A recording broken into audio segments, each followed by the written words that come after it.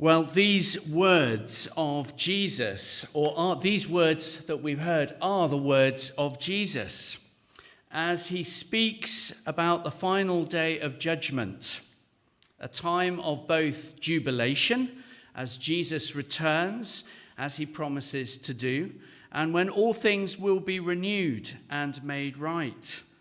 He says in the first verse, verse 31, when the Son of Man comes in his glory and all the angels with him, he will sit on his glorious throne.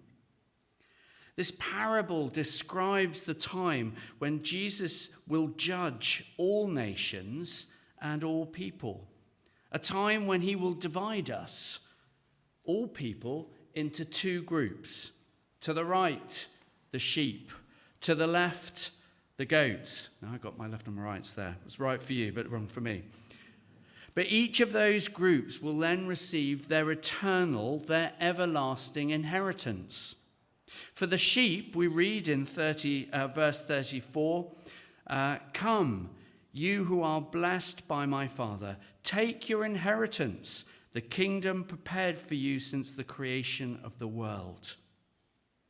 And for the goats, verse 41, they're dismissed when he says, depart from me, you who are cursed, into the eternal fire prepared for the devil and his angels. These are uncompromising words spoken by Jesus. And it's really interesting to note that there are only two groups of people. It's really quite specific. We are either one or the other. There's no in between. There's no a third category or a fourth category. We are either sheep or we are goats.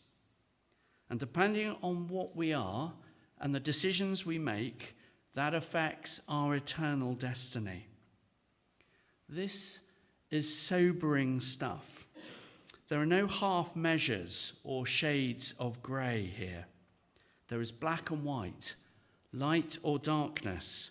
There are sheep or goats. How will Jesus judge me, I wonder? How will Jesus judge you at that moment? So what on earth has this passage of the final judgment by Jesus on all peoples, what's it speaking to us in the means of what it means to be church today? And particularly with regards what it means to be a sharing community. Well, the answer to that question, of course, is found in the manner by which Jesus divides the people. To the right, the sheep, to the left, the goats. Let us read in verse 35. For I was hungry, and you gave me something to eat. I was thirsty, and you gave me something to drink. I was a stranger, and you invited me in. I needed clothes, and you clothed me. I was sick, and you looked after me. I was in prison, and you came to visit me. What strikes you about that? This parable is teaching us that we will be judged by our actions, our practical care of those around us. That's the reason for looking at this passage. It should help us shape us as a church community. It reinforces our teaching from last week about how the ancient church, the local church, cared for one another. We read yet last week in Acts 4, not that the church did not call their possessions their own, but providing for one another so that there were no needy people amongst them. That's how Jesus operated throughout his ministry. That's how the early church operated. This is how we are called to operate and be today. And as we've heard in our reading this morning, it's also in that light that we will be judged for eternity. We will be judged by our reaction to the needs of those around us. The righteous who pay attention to the needs of others will be identified as the sheep, rewarded for showing mercy and care. And if we don't care for those in need and those around us, we'll be separated to the other side with the goats, with unthinkable eternal consequences. And again, it's important for us to know that there are no halfway houses. There's no shade of grey. There's no third category. There's either sheep or there are goats. We either cared or we didn't. And we need to recognize is that Jesus is not judging us on whether we went to church each Sunday. He's not judging us about how well we know our Bible. He's not judging us on how often we prayed. He's not judging us of whether we've had a successful life, where we've had lots of money or a good job or had a big family or left a legacy or been famous. None of those things are what we're judged by. All these things are good, or some of those things, going to church, praying, learning the Bible, meeting together in our discipleship groups, all those are good. And of course, they create our Christian character. They deepen our understanding of God and enable us to be the people that we're called to be. But we read in this passage, Jesus will judge us on how we helped and cared for those around us. So let's just consider those things for a moment. Let me read 35 and 36 again. I was hungry, and you gave me something to eat. I was thirsty, and you gave me something to drink. I was a stranger, and you invited me in. I needed clothes, and you clothed me. I was sick, and you looked after me. I was in prison, and you came to visit me. Now, that little section of verses are repeated 4 times in this passage by Jesus. Now, if Jesus repeats something, he's trying to emphasize something. By repeating it 4 times, he's really trying to drive it home. We'll be judged by how we care for those in need. And as I read one person, commentator, said, it is an ethical responsibility to show mercy to the oppressed and is a serious requirement for kingdom living to be accepted by God. Let me read that again. It is an ethical responsibility to show mercy to the oppressed and is a serious requirement for the kingdom living to be accepted and to be accepted by God. To care for those around us. What do we read first? It's about hunger and thirst, core human needs, of course, for survival. Do we know of those around us who are short of food? It's wonderful where we collect food and there's the food bank. I mean, it's desperate that we need food bank, but bless all of you who contribute to the food bank. We read of welcoming strangers in Paul's letter to the Romans. We also read, share with the Lord's people who are in need. Practice hospitality. We read of clothing those who are in need. And in Deuteronomy 15, we also read, there will always be poor amongst Israel. Therefore, I command you to be open-handed towards your fellow Israelites who are poor and needy in your land. Caring for the sick and praying for the sick. Jesus' ministry, of course, was rooted in healing the sick, and we're called to do that today.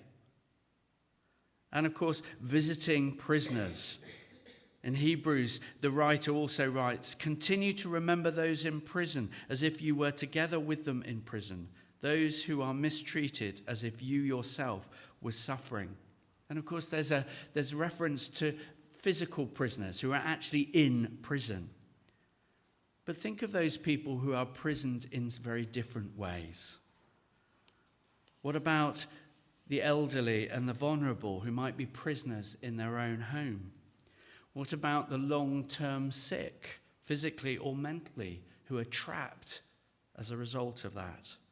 What about those prisoners who are prisoners to addiction, drugs, gambling, gaming on the internet, and many other ways in which we can be addicted, prisoners to that. That's the core of what our Christian living will be judged upon. And there are some things in that we need to note, or I want us to note.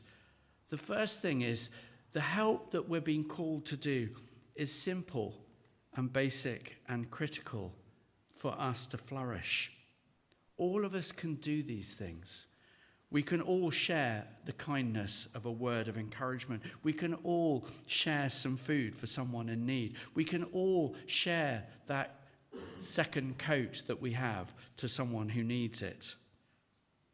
We can all go and visit someone who's stuck at home. We can all pray for someone who's struggling with mental health or an addiction. We don't need special qualifications to do any of that. The other thing is that this help is uncalculated. Let me read verse 38. When did you see, the sheep say, when did we see you as a stranger and invite you in, or needing clothes and clothe you? When did we see you sick or in prison and go to visit you? The sheep are all sitting there saying, well, we did these things, but we didn't notice you particularly in that way. But the sheep had responded to what they witnessed before them. They saw someone in need. They saw someone who needed a visit or a telephone call. They saw someone who you could help or I could help.